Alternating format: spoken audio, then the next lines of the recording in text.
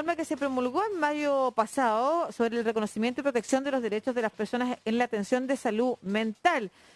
Una norma que tiene como objetivo reconocer y proteger los derechos fundamentales de las personas con enfermedades mentales o discapacidad psíquica o intelectual, en especial su derecho a la libertad personal, a la integridad física y psíquica, al cuidado sanitario y la inclusión social y laboral, entre otras. El asunto es que psiquiatras están denunciando amedrentamiento por esta nueva ley de derecho de la atención de salud mental. Lo vamos a conversar con Alberto Larraín, psiquiatra y director ejecutivo de la Fundación Procultura. ¿Cómo estás, Alberto? ¿Cómo está? ¿Cómo le ha ido todo a usted? Hace tiempo que no me invitaban. Oye, sí, tantas pero es que tú pandemias estás sin tan vernos. ocupado. Más que nosotros eres tú el que está muy ocupado. Es verdad, estoy ocupado, pero es una bonita ocupación. Efectivamente, la ley que tú estabas mencionando nos tiene muy ocupados, Ajá. porque la ley establece un antes y un después para la realidad de la salud mental en Chile. Ajá. ¿Ya? Profundízanos Que es algo un que poquito veníamos más. trabajando durante hartos años. ¿Me escuchan bien? Yo lo Sí, escucho más o menos, Súper bien. rato. Sí, te oímos bien. Ya. La ley durante 5 años en el fondo se discutió, la ley viene como en el 2016, más o menos. Y cuando yo estaba en el Ministerio de Salud empezamos a ver cómo hacer para que la ley efectivamente tuviera un impacto real para la gente, porque era una ley de derechos, pero no necesariamente se iba a transformar en algo efectivo para la población. Y en ese contexto, con la senadora Goich, incorporamos un artículo, el artículo número 20, que hace mención a una ley que existe en Estados Unidos, que es una ley de paridad. ¿Ya? ¿Y qué significa esto como en simple? Que el trato que tiene que recibir la salud mental es exactamente el mismo que cualquier otro tipo de enfermedad. Para decírselo en concreto a la gente que nos escucha, esta ley establece, uno, que no pueden haber más topes en términos de salud mental. Eso quiere decir que no te pueden decir, mira, tú vas a tener 5, 6, 7 sesiones de psicólogo, porque esto se cubre tu plan, porque nadie le dice eso a un hipertenso ni a un diabético.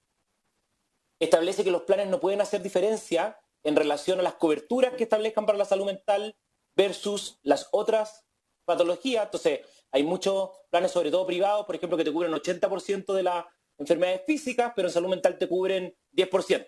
¿Ya? Verdad. Eso no es factible más. La tercera es que establece que no se pueden hacer diferencias en respecto a las licencias médicas, y ahí vamos a entrar después al conflicto con los colegas, y en estas licencias médicas establece que tiene que haber la misma tasa de aprobación. ¿Ya? Entonces, para que ustedes se hagan una idea, en general las licencias médicas son aprobadas entre un 70 y un 80%, y en el caso de la salud mental es menos de un 50%. ¿Ya? Generalmente un 40%, oscila dependiendo de cada nivel. Y por último establece, y eso también es lo más complejo, que tanto hospitales como clínicas no se pueden acreditar, es decir, no pueden dar prestaciones GES si no tienen servicios de salud mental. ¿Ya? Y eso implica que gran parte de las clínicas de Santiago, la Clínica Las Condes, la Clínica Alemana, la Clínica Santa María, por ejemplo, no podrían acreditarse, ni la Clínica Indisa podrían acreditarse porque no tienen servicios de salud mental, no tienen la prestación, no tienen cama. ¿Ya? Obviamente, como era nuestra expectativa, con la senadora, nadie le tomó mucho peso en su inicio a este articulado, como el tema de salud mental nunca importa, pero la realidad es que la ley ha sido analizada, nos juntamos con el superintendente de salud, está claro respecto al cambio que viene a generar, y hoy día obviamente el sistema de ISAPRE está haciendo su reparo respecto a lo que implicaría, sobre todo en temas de licencias médicas, y ahí se da que efectivamente han habido una serie de hostigamientos. Uno de los primeros hostigamientos fueron cadenas de correos masivos que llegaron tanto a los colegas como a los pacientes, amenazando en el fondo respecto a lo que pudieran ser licencias falsas. Oye, ¿Ya? Alberto, Sí, te escucho. sí, pero esta ley ya está aprobada, esta ley está vigente. La ley Esta la está tienen que aprobada, está cumplir. vigente, salió.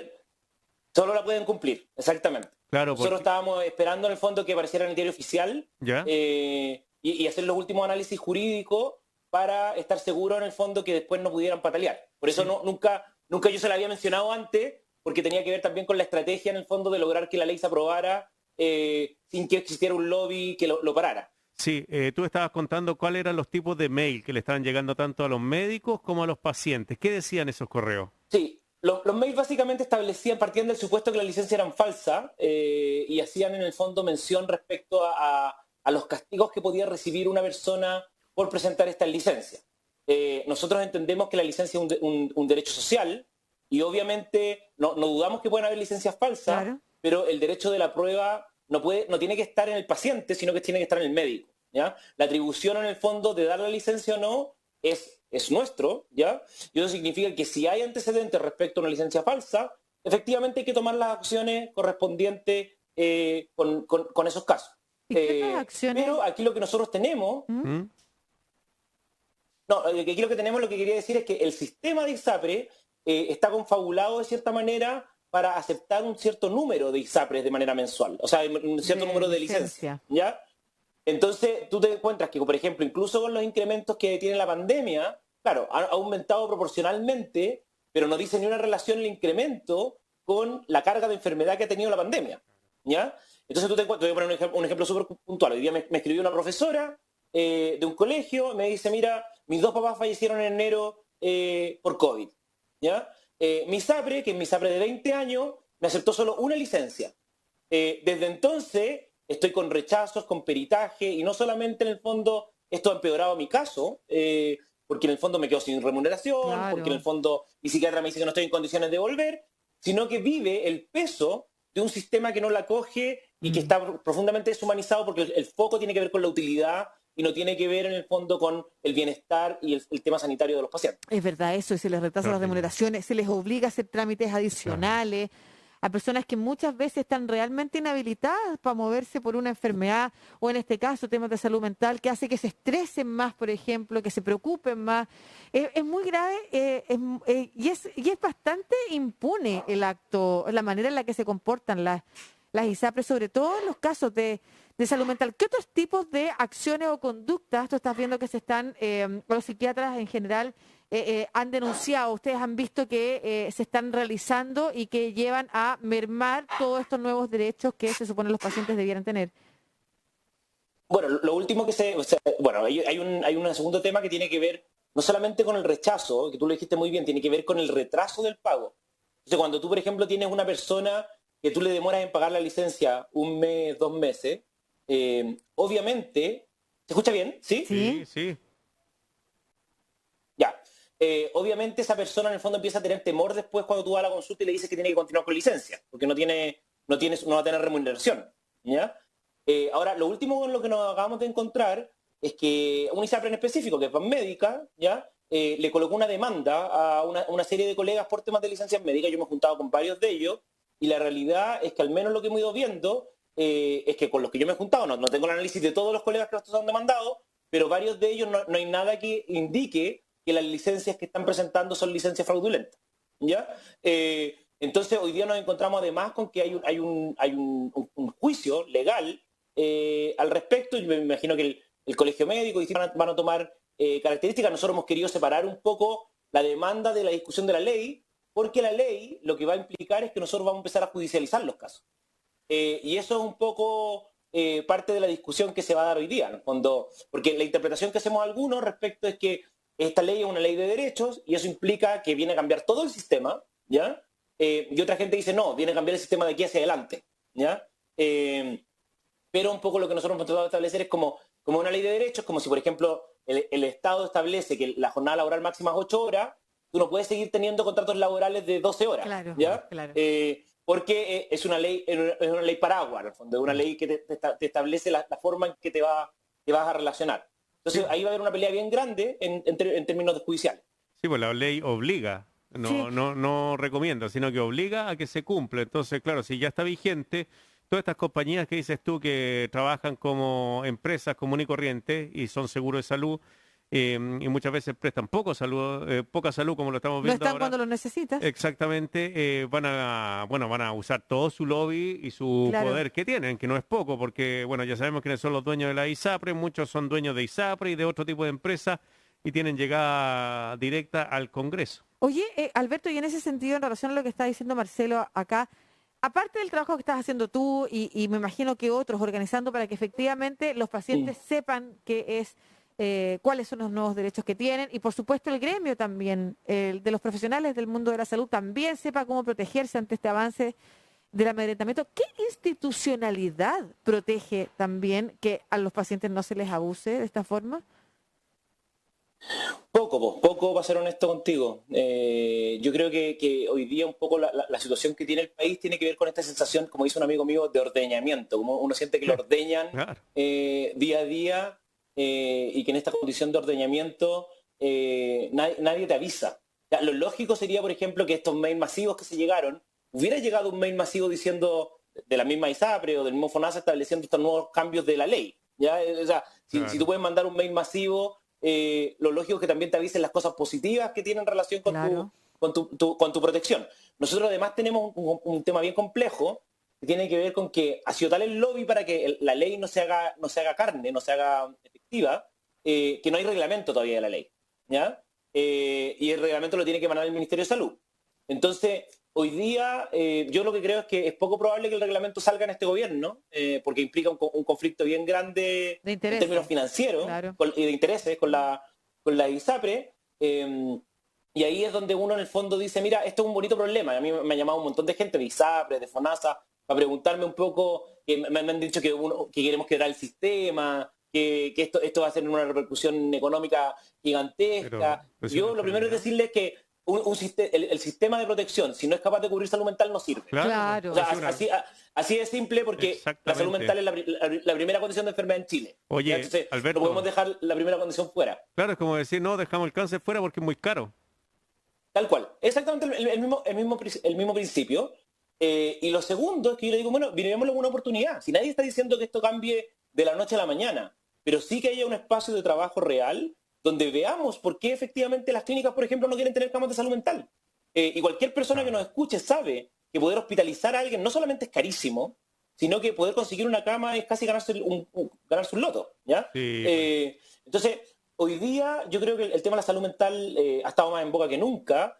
Yo contarles que yo en lo personal estoy bien contento con este logro de la ley. Ya trabajamos más de 5 años para lograr estas dos frases que efectivamente cambian toda la realidad. Nosotros tenemos reuniones la próxima semana con instituciones internacionales que están muy atentas respecto a lo que está pasando, porque este es el primer articulado de paridad en toda América Latina. El único articulado de paridad previo que hay es en Estados Unidos, pero Estados Unidos no tiene un modelo de salud parecido al de Chile. ¿Ya? Entonces, ven también que esto puede ser una oportunidad para que el resto de América Latina pueda equiparar un poco las brechas de salud mental. Entonces, el país, en vez de verlo como una oportunidad de ponernos la cabeza en un tema que es necesario, más bien el único centro tiene que ver con los costos económicos, y no pensando en el fondo en el bienestar y el costo en dolor que tiene para la gente. Solo como reforzar, cada peso invertido en salud mental genera un retorno de 6 pesos al país. ¿Ya? Ya, el ahorro son 6 pesos por cada peso invertido en salud mental. Entonces, uno lo que tiene que lograr entender es que esto no es un costo, sino que es una inversión que en el largo plazo nos va a hacer mejor a todos. Claro que sí. A propósito de lo mismo, Alberto, ¿cómo está la situación de salud mental en Chile hoy? No sé si has tenido la posibilidad de acceder a estudios o si se han realizado en realidad del post-pandemia, que era algo que conversábamos con Marcelo hace una semana.